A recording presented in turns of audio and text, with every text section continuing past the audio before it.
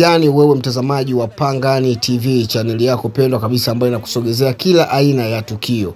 Hili ni tukio kubwa sana ambalo limetokea, waganga wawili kuchapana ngumi hadharani. Au sio bwana? Huyo hapo ni Manyaunyau na mganga mwenzie ndio huyo hapo. Naye pia sio mganga ambaye hatumfahamu, tunamfahamu bwana. Alipata majanga yake na kuwekwa sero takriban miezi 3-4 hivi. Lakini baada ya leo kwenye msiba kukutana, kuna vitu vilitokea. Vitu paka wakaweza kurushiana ngumi kama unavyoona picha mjongeo hiyo hapo chini. Ili nisikuchoshe uendelee kuangalia uhondo huu, subscribe, like, share na kucomment, afu angalia video hiyo.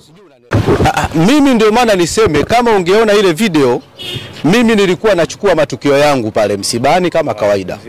Lakini tatizo kubwa labda ni mambo ya misiba.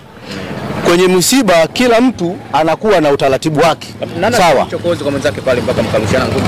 Kwenye msiba watu tunapokuwepo, kila mtu ana utaratibu wake na kila mtu ana uhuru wa kufanya chochote kwenye msiba. Kwa hiyo kama mtu uko zako msibani, kama mtu unachukua matukio, na ndio maana uliona kwenye msiba kila mtu amekaa na akachukua nini? Matukio. Sawa, kwa hiyo mimi nimechukua matukio kutokana na upande wangu. Sijui Ndio mwambia mama.